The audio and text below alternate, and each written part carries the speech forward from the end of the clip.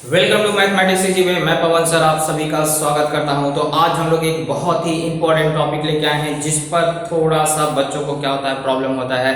वो है important topic छूट और कमीशन, क्योंकि ये चीजें आपको कहीं भी जाइए दुकान पे शॉपिंग पे जाइए आपको ये चीजें क्या होती है बहुत ही काम आती है। कहीं दुकानदार आपको ठग ना ले, इसलिए इस चीज की जानकारी आपको अच्छी तरह से होनी चाहिए। इसी प्रकार से लाभ और हानि का भी आपको क्या होना चाहिए पता होना चाहिए। उस टॉपिक को हम लोग बाद में स्टार्ट करेंगे। आज एक बहुत ही इंपॉर्टेंट टॉपिक पढ़ने जा रहे हैं, छूट तथा कमीशन। क्या होता है छूट और कैसे छूट निकाला जाता है और इसका अंकित मूल्य और विक्रय मूल्य से क्या संबंध होता है। कमीशन क्या होता है, कमीशन कैसे निकाला जाता है, इस चीज को क्या करेंगे इस वीडियो में हम लोग पढ़ने का समझने का पूरा प्रयास करेंगे। तो अगर आप इस चैनल से नए जुड़े हुए हैं और आपने अभी चैनल को सब्सक्राइब नहीं किया है तो कृपया करके चैनल को सब्सक्राइब कर लीजिए और बेल आइकन में ऑल की बटन को जरूर प्रेस कर लीजिए। और ये जो टॉपिक है ये टॉपिक मैंने आपको बताया कि हम लोग 8वीं के लिए पढ़ रहे हैं, लेकिन यही टॉपिक्स आपको बाद में जाकर के कॉम्पिटिटिव एग्जाम्स में भी क्या होते हैं यूज किए जाते हैं, मार्केट प्लेस में भी क्या होते हैं यूज किए जाते हैं। इसलिए इस टॉपिक को ध्यान से समझिए। चलिए स्टार्ट करते हैं। पहले हम लोग क्या करते हैं कुछ सूत्रों पे विचार कर लेते हैं। क्या होता है इसके फॉर्मूले क्या होते हैं। ये फॉर्मूले को क्या अगर थोड़ा सा अगर हमने ध्यान दिया तो हम लोग क्या कर सकते हैं आसानी से इससे संबंधित सवालों को क्या कर सकते हैं हल कर सकते हैं। सबसे पहले देखिए छूट। छूट मतलब क्या होता है, कभी कभी क्या होता है, पहले कुछ और समझ लेते हैं, अंकित मूल्य समझते हैं पहले कि आपको जो कोई भी प्रोडक्ट आप खरीदने जाते हैं, कोई भी वस्तु खरीदने जाते हैं तो उसके ऊपर क्या होता है एक मूल्य छपा होता है और वो जो मूल्य छपा रहता है उसके ऊपर लिखा रहता है एमआरपी। एमआरपी यानी कि मैक्सिमम रिटेल प्राइस, और यानी कि वह वस्तु उससे ज्यादा की कीमत पे नहीं बेची जा सकती है। कोई भी दुकानदार उस छपे हुए मूल्य से ज्यादा मूल्य नहीं ले सकता है। जितना उस पर एमआरपी छपा हुआ है उतना ही एमआरपी क्या कर सकता है, उतना ही ले सकता है, उससे ज्यादा का मूल्य नहीं ले सकता। उसको बोलते हैं मैक्सिमम रिटेल प्राइस। और वही क्या कहलाता है, आपको उस वस्तु का अंकित मूल्य। अंकित मूल्य यानी कि छपा हुआ मूल्य, किसी वस्तु पे क्या मूल्य छपा हो उसे कहा जाता है अंकित मूल्य। लेकिन जरूरी नहीं कि जितना मूल्य छपा हो उतने मूल्य पे ही वो वस्तु बेची जाए। दुकानदार क्या करते हैं, वह कस्टमर को लुभाने के लिए उस पे क्या करते हैं कुछ परसेंट की छूट दे देते हैं, कुछ रुपए आपको उस पे छोड़ देते हैं। तो जो मूल्य आपको छोड़ करके आपको बेचा जा रहा है, तो जितना मूल्य आपको छोड़ा जा रहा है वही क्या कहलाता है, आपको छूट कहलाता है। जैसे मान लीजिए किसी वस्तु पे आपको 100 रुपया छपा हुआ है लेकिन वह दुकानदार आपको 95 में दे रहा है। कितने में दे रहा है, 95 में दे रहा है, यानी कि आपको क्या हो गया 5 रुपए की छूट मिल गई, क्योंकि छूट बराबर होता है अंकित मूल्य माइनस विक्रय मूल्य। यानी कि अगर हमें पता करना है कि कितने रुपए की छूट हमें मिली, तो छपा हुआ मूल्य था 100 रुपया, हमें बेचा कितने में गया 95 में, यानी कि हमें कितने रुपए का फायदा हुआ या कितने रुपए की छूट हुई। तो छूट बराबर अंकित मूल्य 100 में से 95 को घटा दोगे तो कितना आ जाएगा 5।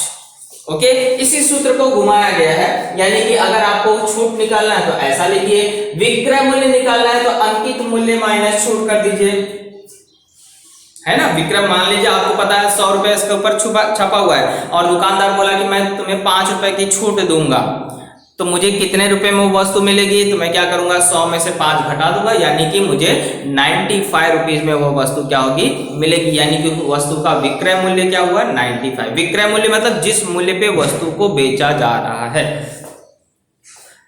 और अगर मान लीजिए मुझे उसका अंकित मूल्य निकालना है, मुझे विक्रय मूल्य मालूम है और छूट मालूम है, तो मुझे उस पर छपा हुआ मूल्य निकालना है, तो कैसे निकालूंगा। दुकानदार ने मुझे कितने में दिया 95 में, छूट मुझे कितने का दे रहा है वो 5 रुपए, यानी कि उसके ऊपर प्राइस कितना छपा हुआ है 95 प्लस 5 कर दूंगा, यानी कि उस पर कितना लिखा हुआ रहेगा 100 रुपया लिखा रहेगा। तो यानी कि इस तरह से इन तीनों में से कोई भी चीज अगर आपको निकालना है तो आप इसमें से इस सूत्र का उपयोग क्या कर सकते हैं और उसके द्वारा ज्ञात कर सकते हैं। दूसरा सूत्र है प्रतिशत छूट बटे 100 बराबर प्राप्त छूट इंटू अंकित मूल्य। कभी कभी आपको प्रतिशत छूट निकालने के लिए आ जाता है कि कितने परसेंट का छूट आपको दिया गया है, तो वह चीज को निकालने के लिए आपको ये सूत्र का उपयोग करना है। यानी कि ये जो चार घटक है, ये तीन घटक जो हैं, इन तीनों में से कोई भी घटक निकालना रहेगा तो आपको यही सूत्र का क्या करना है, उपयोग करना है। तो इस तरह से दो महत्वपूर्ण सूत्र हैं जो आगे के प्रश्न संग्रह को हमें हल करने में क्या होंगे, यूज करने पड़ेंगे। चलिए स्टार्ट करते हैं प्रश्न संग्रह। आप या चैप्टर नंबर 9 जिसका नाम है छूट और कमीशन, और इस पर आधारित सवालों को क्या। चलिए पहला प्रश्न लेते हैं। छोटा सा प्रश्न है। प्रश्न में बोल रहा है कि कोई एक वस्तु है जिसपे मूल्य छपा हुआ है 1700 रुपए। कितना छपा हुआ है, 1700। लेकिन दुकानदार हम पे मेहरबान है और वह मेहरबानी करके हमें बेच रहा है 1540 रुपए में। छपा है मूल्य 1700 और बेच रहा है 1540 रुपए में, यानी कि कुछ ना कुछ आपको इसमें छूट दे रहा है।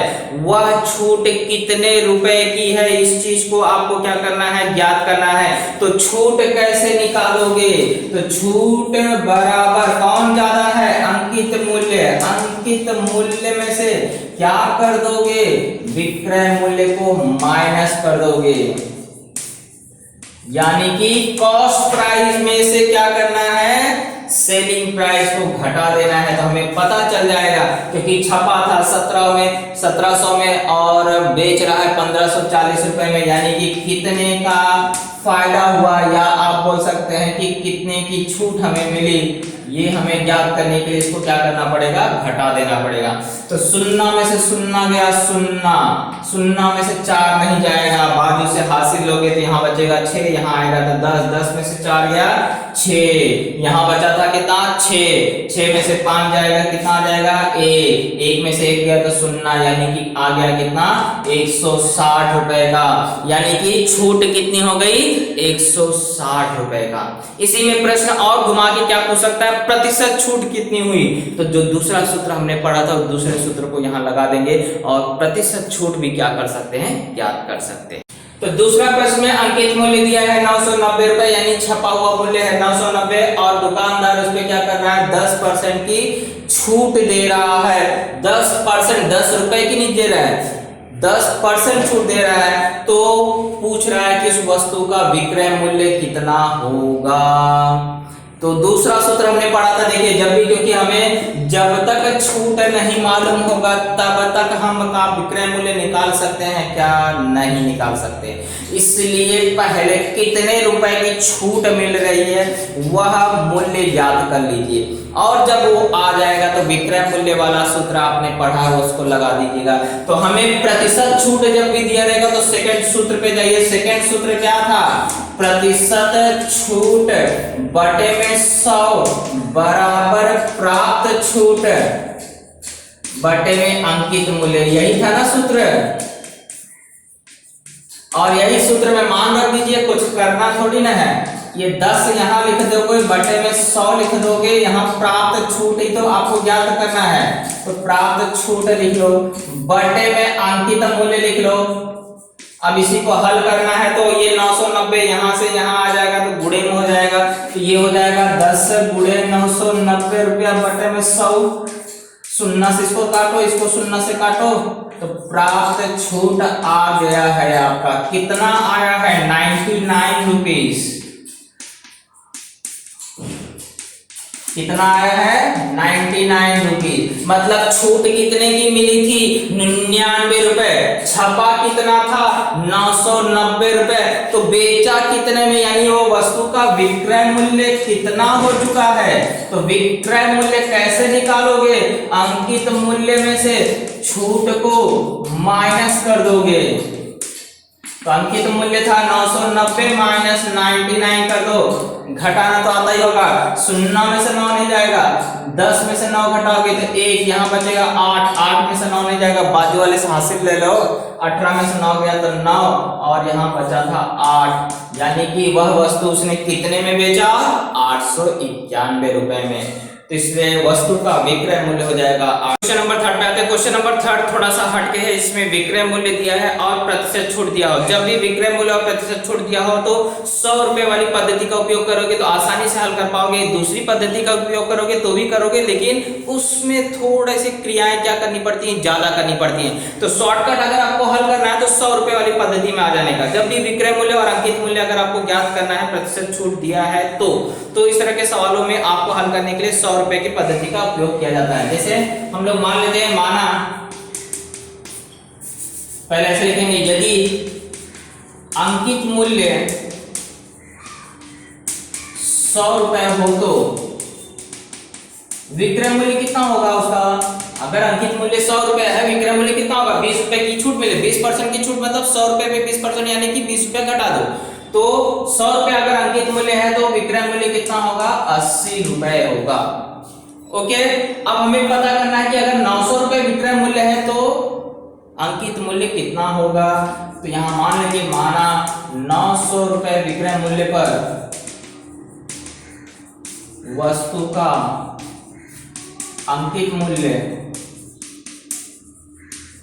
बराबर x रुपए, क्योंकि जो चीज नहीं मालूम रहेगा उसको x मान लीजिए। अब आपको बता देंगे अंकित मूल्य और विक्रय मूल्य में हमेशा कौन सा विचरण होता है, प्रत्यक्ष विचरण होता है।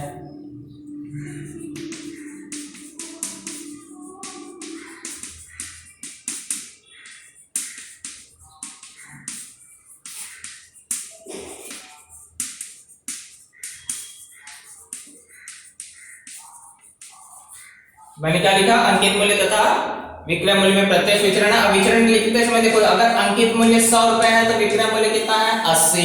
अगर अंकित मूल्य x रुपए है तो विक्रय मूल्य कितना है, 900। अब इसी को तीजा गुणा कर लीजिए और अंकित मूल्य क्या करिए, ज्ञात कर लीजिए। तो ये हो जाएगा आपको x गुणे 80 बराबर 900 गुणे 100, और यहाँ x बराबर हो जाएगा 900 गुणे 100 बटे में 80। शून्य से शून्य कट गया, देते हैं तो x बराबर ये हो जाएगा 9000 बटे में 8। तो x बराबर हो जाएगा 8 एकम 8 बचेगा 10 हो गया, 8 एकम 8 बचेगा 2, 20 हो गया, 8 दूनी 16 बचा कितना 4, 8 पंचे 40, यानी कि आपका अंकित मूल्य कितना होगा, 1125 रुपए होगा। इस तरह से आप आसानी से कर सकते हैं।